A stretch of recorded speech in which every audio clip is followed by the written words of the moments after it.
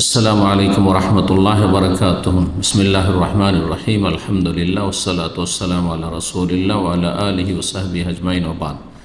সম্মানিত শ্রোতা দর্শক মণ্ডলী, আল্লাহ রাব্বুল আলামিনের প্রশংসা এবং প্রিয় নবী সাল্লাল্লাহু আলাইহি সাল্লামের উপর সালাত ও সালামের পর আজ সোমবার 16 মুহররম 1446 হিজরি মোতাবেক 22 জুলাই 2024 আমাদের ধারাবাহিক সাপ্তাহিক প্রশ্ন উত্তর পর্ব নম্বর 79। 10টি প্রশ্ন আমাদের কাছে রয়েছে, বিভিন্ন দেশ থেকে আসা। এই প্রশ্নগুলি সংক্ষেপে ইনশাআল্লাহ তাআলা উত্তর দেব। আল্লাহ রাব্বুল আলামিন তৌফিক দান করেন। প্রথম প্রশ্ন করেছেন এক ভাই। আসসালামু আলাইকুম শেখ। ওয়ালাইকুম আসসালাম ওয়া রাহমাতুল্লাহ।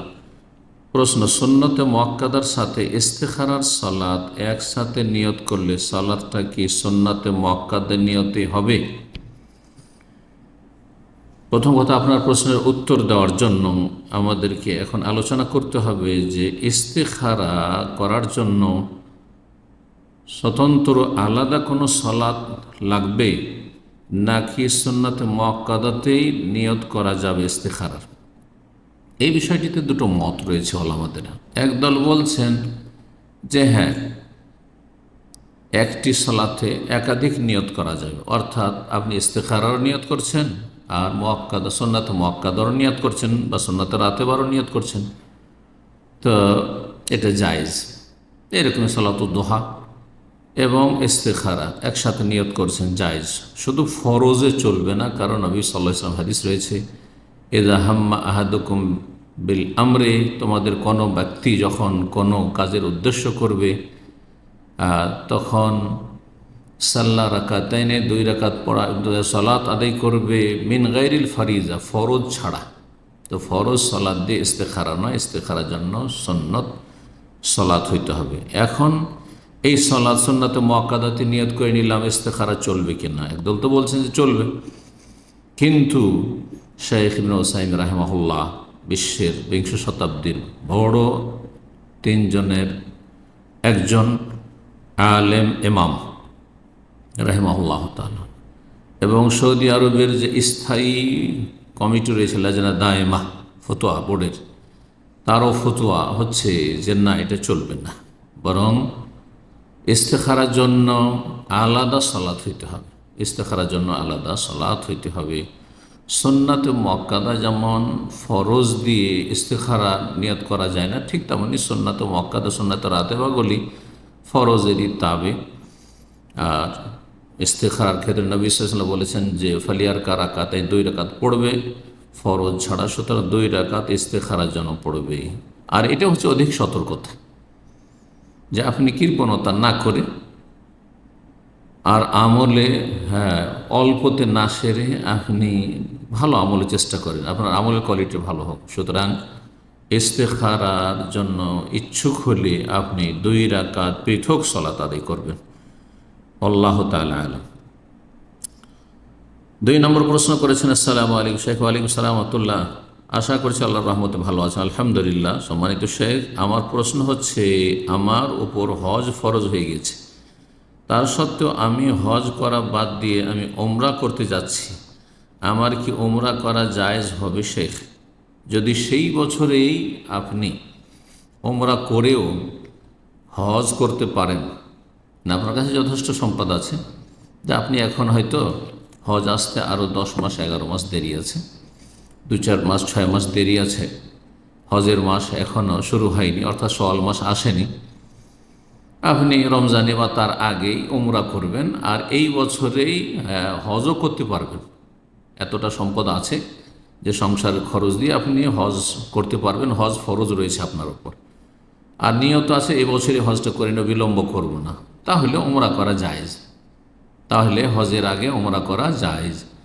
কিন্তু যদি দেখা যায় এমন একজন মানুষ আপনি, যে এখন উমরা করে নিলে আর হজ করতে পারবেন না, হজের টাকায় অভাব হয়ে যাবে, তখন জানি না আবার তারপরের বছর আর কোনো সুযোগ আসবে কি না, আর্থিক সচ্ছলতা আসবে কি না, আল্লাহ ভালো, হায়াত মত ইত্যাদি, আর আপনার কাছে এখন বর্তমান এত টাকা আছে যাতে এই বছরে হজ করতে আপনি সক্ষম, তাহলে আপনার জন্য মোটেই উচিত হবে না বা ঠিক হবে না যে আপনি ওমরা করবেন, আর মনে করলে আল্লাহর ঘর তো জিয়ারত করে নিলাম। যেমন আমাদের দেশের মানুষরা আজকাল অধিকাংশ কিন্তু এইরকমই, মনে হয় আল্লাহর ঘর জিয়ারত করা উদ্দেশ্য, জিয়ারত করে নিয়েছি উমরাতে, আর হজ পারলে করব, না হলে না করব না, মোটেই না।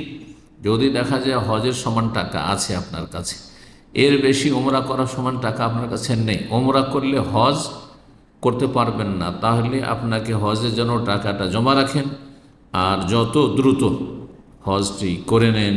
কারণ সঠিক মত হচ্ছে হজ আলাল ফৌর, সাথে সাথে ফরজ। হজ এই নয় যে হজ ফরজ হওয়ার পরে, মানে আর্থিক সচ্ছলতা আসার পরে 2-4 বছর, 5 বছর, 10 বছর পর এই বুড়ো বয়সে হজে আসায় না, মোটেই না। যখন হজ ফরজ হয়েছে তখনই তাতে আপনাকে হজ করে নিতে হবে। আল্লাহ তাআলা আলাম। 3 নম্বর প্রশ্ন বলছেন, আসসালামু আলাইকুম শেখ ওয়ালাইকুম সালামতুল্লাহ। প্রশ্ন হলো, আমি জোহরের সালাত আদায় করছিলাম, ঠিক সালাম ফেরানোর আগে তাশাহুদের বৈঠকই ছিল, এমতো অবস্থায় আমার মেয়ে ফ্যানের মধ্যে হাত দিতে যাচ্ছিল। ওই সময় আমি আমার মেয়ের দিকে তাকিয়ে আটকে নিয়েছি, তারপর তারপরের হাত দিতে যাচ্ছিল এবং আমি আমার মেয়ের দিকে তাকিয়ে হাত আটকে নিয়েছি। তারপর বলছেন আবার কন্টিনিউ করেছি, তারপর সালাত আবার কন্টিনিউ করেছি। তাহলে কি আমার সালাত ত্রুটিপূর্ণ হবে?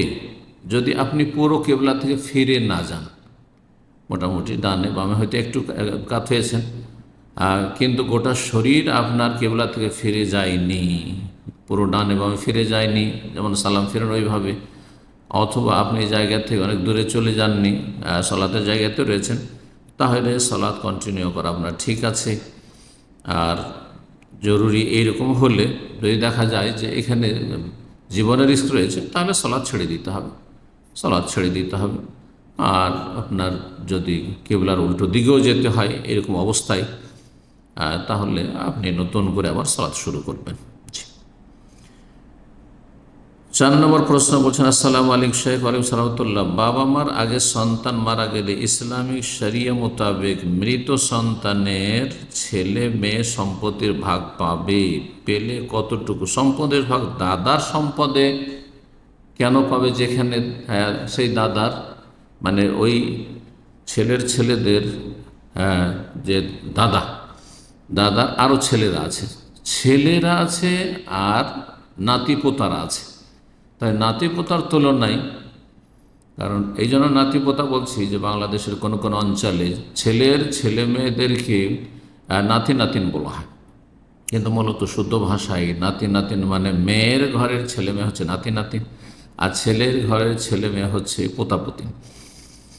তো যাই হোক, পোতাপতিন আছে আর ছেলের মেয়েরাও আছে, তার ছেলে মেয়েরা কাছের আত্মীয় থাকতে দূরের ওয়ারিস যারা, তারা উত্তরাধিকারী হবে না।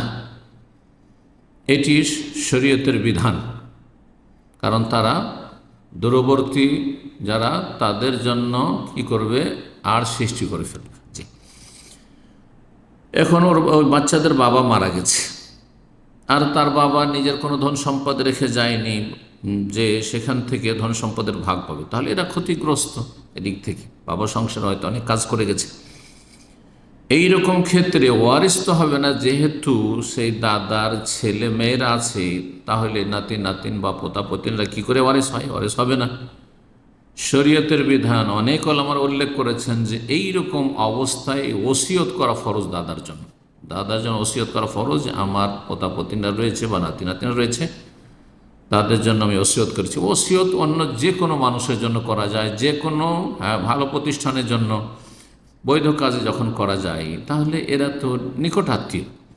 ছেলের ছেলে মেয়ে বা মেয়ের ছেলে মেয়ে, তাদের জন্য ওসিয়ত করবে। আল্লাহ রাব্বুল আলামিন সূরা বাকারা আয়াত 180-তে বলেছেন, কুতিবা আলাইকুম ইযা হাদার আহাদাকুমুল মউত ইন তারাকা খায়রানিল ওসিয়া। তোমাদের ওপর বিধিবদ্ধ করা হয়েছে, ফরজ করা হয়েছে, যখন মরণের সময় উপস্থিত হতে যাচ্ছে তার আগে ওসিয়ত করে দেওয়া। তো এই ক্ষেত্রে ওসিয়ত করা ফরজ, আর এমনিতে ওসিয়ত করা মুস্তাহাব বা জায়েজ।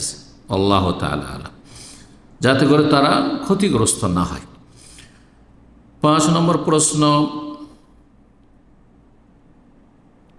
বলছেন আসসালামু আলাইকুম শেখ ওয়ালাইকুম সালামতুল্লাহ। আমার 3 ছেলে। ছোট ছেলে গত কয়েকদিন আগে তার 2 ছেলে ও 1 মেয়ে রেখে মৃত্যুবরণ করেছে, আল্লাহ রহম করুক। ঘরে আমার দ্বিতীয় স্ত্রী। আমার প্রথম স্ত্রীর নামে ঢাকায় 4 শতক জায়গার ওপর টিন সেট বিল্ডিং আছে। চাঁদপুরে গ্রামের বাড়িতে আলহামদুলিল্লাহ বেশ সম্পত্তি আছে। আমার ইচ্ছা ছোট ছেলের নাতিনদেরকে কিছু সম্পত্তি হেবা করে দেব। ইসলামে তার বিধান কি জানাবেন প্লিজ। হেবার ক্ষেত্রে শরীয়তের বিধান হচ্ছে, এটাকে হাদিসের ভাষায় হেবা বলা হয়েছে, আতিয়া দান বলা হয়েছে। যদি করেন তাহলে যত ওয়ারেসিনরা রয়েছে, উত্তরাধিকার রয়েছে, সবাইকে করতে হবে। হ্যাঁ, আপনি যখন আপনার পোতাপতিনকে বা ছেলে মেয়েদেরকে আপনি হেবা করবেন, এক ছেলে মেয়েদেরকে অন্য ছেলের ছেলে মেয়েদের করলেন না, অন্য মেয়ের ছেলে মেয়েদের করলেন না,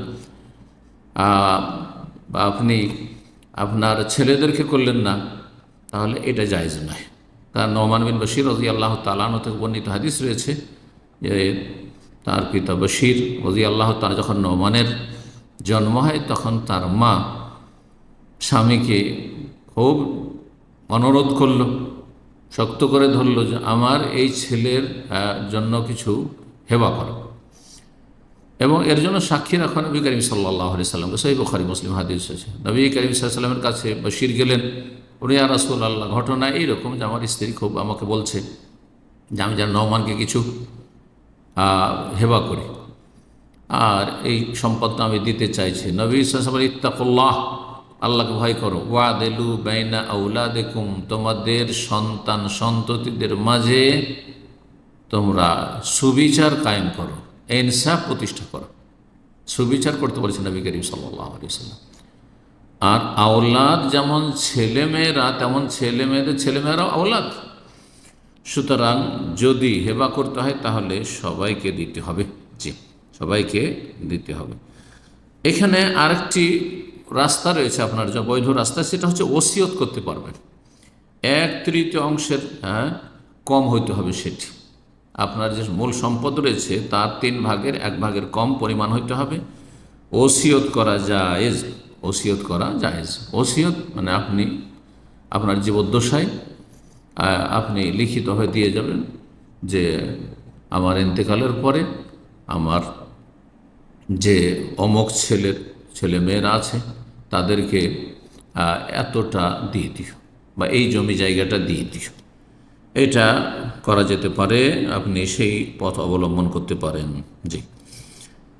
6 নম্বর প্রশ্ন বলছেন, আসসালামু আলাইকুম শেখ ওয়ালাইকুম সালাম, আপনাকে আল্লাহ সন্তুষ্টির জন্য ভালোবাসি, আহাব্বাকুমুল্লাহ। 2018 থেকে আমি সঠিক মানহাজের উপর চলার চেষ্টা চালিয়ে যাচ্ছি, আলহামদুলিল্লাহ। আল্লাহ কবুল করুন, দিনের ওপর ইস্তেকামা দান করুন এবং নিয়মিত আপনার বক্তব্য শুনে উপকৃত হয়। শেখ, তওবার একটা শর্ত হচ্ছে পাপ ছেড়ে দেওয়া।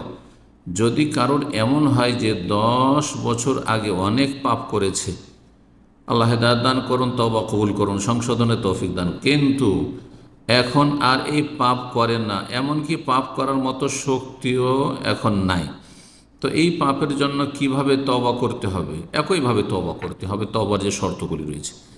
শেখ, আমার বলার উদ্দেশ্য হলো, যেহেতু পাপ ছেড়ে দেওয়ায় তওবার একটা শর্ত, কিন্তু ওই পাপ করার মতো শক্তি নেই, ছেড়ে দিচ্ছেন। শক্তি তো আল্লাহ রাব্বুল দিয়েছেন, শক্তি আল্লাহ নিয়েছেন। সুতরাং এই ক্ষেত্রে আপনি মাজুর, কোনো অসুবিধা নেই। শক্তি থাকলে ছেড়ে দেবেন, আর শক্তি নেই সুতরাং ছেড়ে দিচ্ছেন, তাতে কোনো যায় আসে না, তওবার রাস্তা খোলা আছে।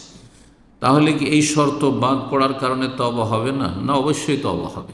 যতক্ষণ পর্যন্ত মানুষের মরণের সময় ঘনিয়ে আসেনি, মালাকুল মউত আল্লাহর ফেরেশতাদেরকে সামনে দেখতে পায়নি, নিশ্চিত হয়নি যে আমার মরণ এক্ষুনি, ততক্ষণ পর্যন্ত তওবা দরজা খোলা আছে। তওবার জন্য যদি আল্লাহর হক হয় 3টি শর্ত। একটি শর্ত হচ্ছে গুনাহ বন্ধ করতে হবে, আর গুনহার শক্তি থাকা না তো গুনাহ বন্ধ হয়ে গেছে বা করে দিয়েছে।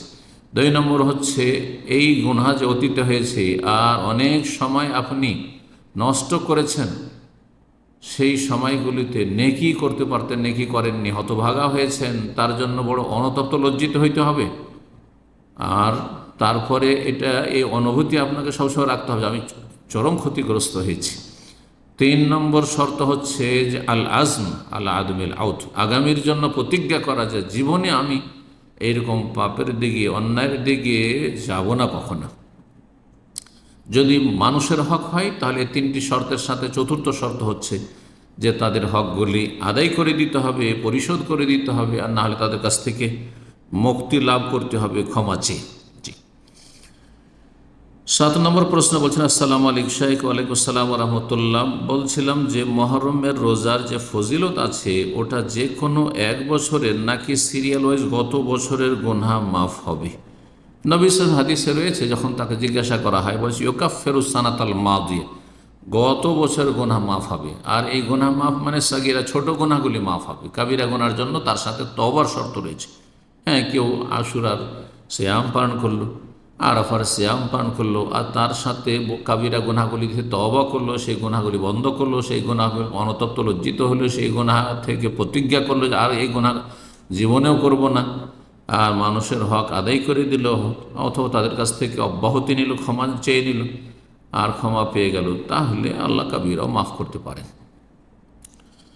আর নবী সাল্লাল্লাহু আলাইহি ওয়াসাল্লাম আরেকটি হাদিস রয়েছে, যখন আশুরার সিয়াম সম্পর্কে জিজ্ঞাসা করা হয়, তার ফজিলত সম্পর্কে বলছে আহতাসিবু আলাল্লাহ, আমি আল্লাহর কাছে আশা রাখি আই ইউকাফিরাস সানাতাল্লাতী ক্বাবলাহু, গত এক বছরের কথা বলেছেন, সিরিয়ালের কথা বলেনি, গত এক বছরের গুনাহ মাফের কথা বলেছেন। আল্লাহু তাআলা আলাম।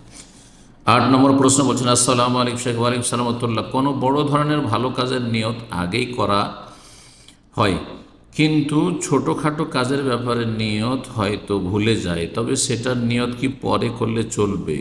নিয়তের ক্ষেত্রে শরীয়তের বিধান হচ্ছে যে কোনো আমল কাজ শুরু করার আগেই নিয়ত করতে হবে। মানে সালাত শুরু করছে, তাকবীর তাহরিমার আগে আপনার অন্তরে নিয়ত হবে।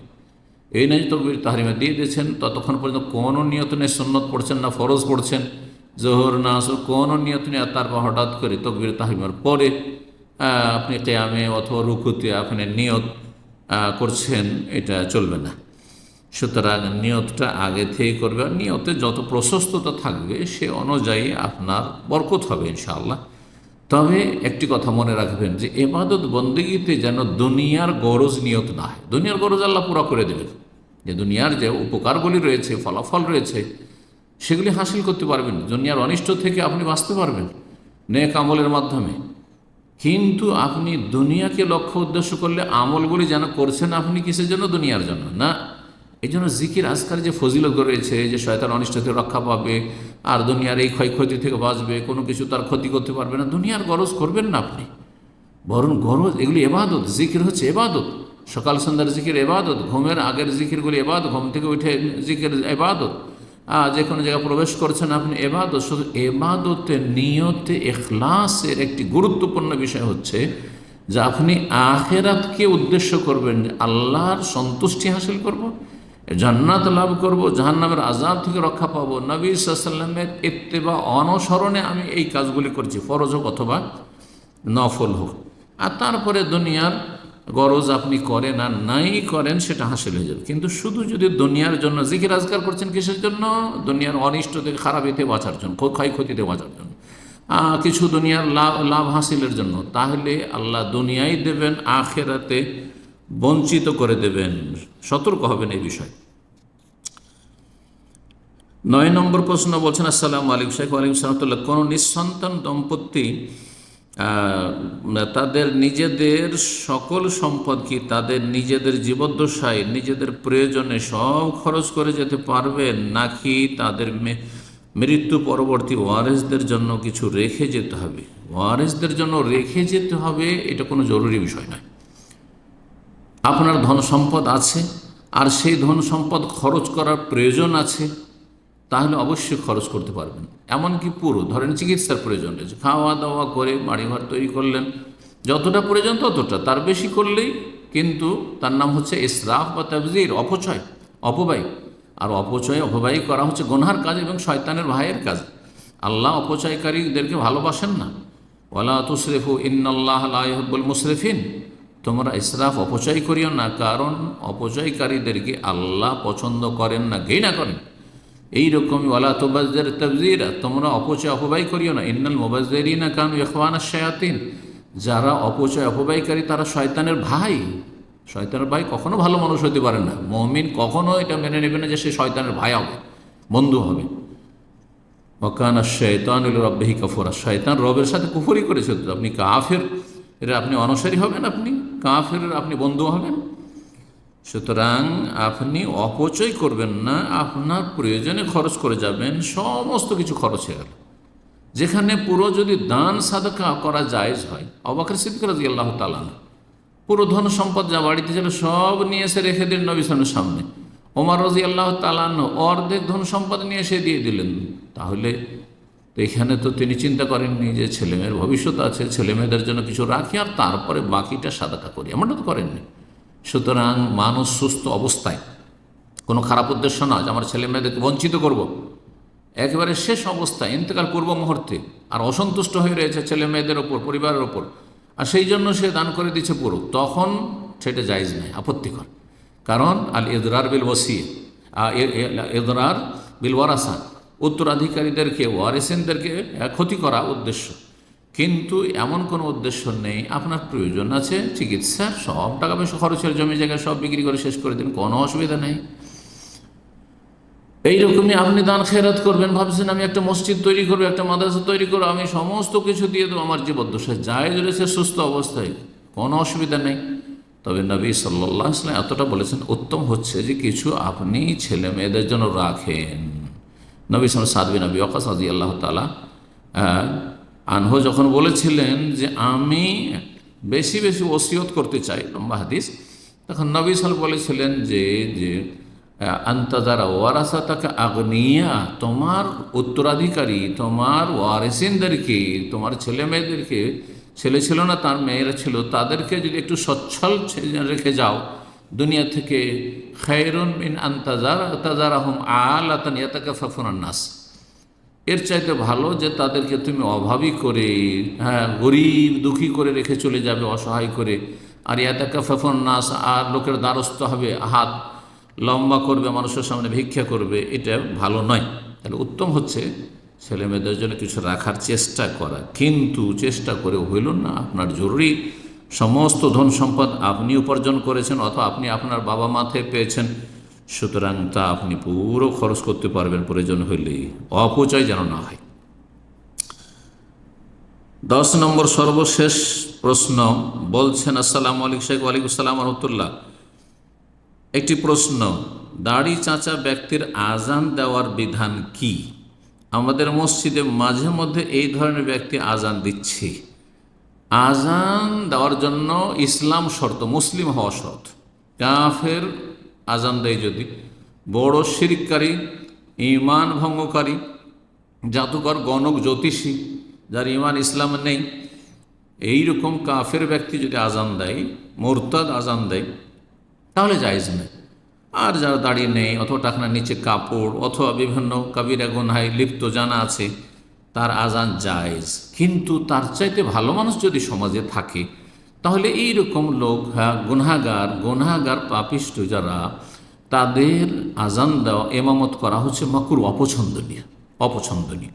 তাদেরকে সসম্মানে ইমাম নিযুক্ত করবেন না, মুয়াজ্জিন নিযুক্ত করবেন না। দিলেন মুয়াজ্জিন নিযুক্ত করে, অথচ দাড়ি নেই, টাকনার নিচে কাপড় অথবা বিভিন্ন হারামে জড়িয়ে আছেন, না, মোটেই জায়েজ হবে না। বাজান আজান দেন বলবেন না, বা এমামতি করেন বলবেন না। কিন্তু এমামতি শুরু করে দিয়েছে অথবা আজান দিতে লেগেছে, আপনি মোটেই বাধা দেবেন না, জায়েজ নয়। যে দাড়ি নেই সেই জন্য তাকে বলবেন যে না আপনি আজান দিবেন না, এটা বলা জায়েজ নয়। এতে সমাজে কলহ বিবাদ হবে, অশান্তি হবে, আর মুসলিম সমাজে ভাঙন ধরবে, শত্রুতা বিরাজ করবে, যেটা হারাম কাজ। আপনি হারাম কাজ করবেন তার জন্য, মোটেই জায়েজ নয়। সুতরাং আবার বলছি, যারা বিভিন্ন গুনাহে জড়িয়ে, আর অধিকাংশ লোক বিভিন্ন গুনাহে জড়িয়ে আছে, প্রকাশ্যে হোক অথবা গোপনে হোক, তাদের এই সব কাজ, আজান, এমামতি জায়েজ রয়েছে, মাল কারাহা, কিন্তু তাতে আপত্তি রয়েছে। যদি ভালো মানুষ পান তাহলে তাকে বলবেন বা তাকে মুয়াজ্জিন ইমাম হিসাবে নিযুক্ত করবেন। আল্লাহু তাআলা আলাম। ওয়া সাল্লাল্লাহু সাল্লাম নবিয়ানা মুহাম্মদ ওয়া আলা আলিহি ওয়া সাহবিহি আজমাইন।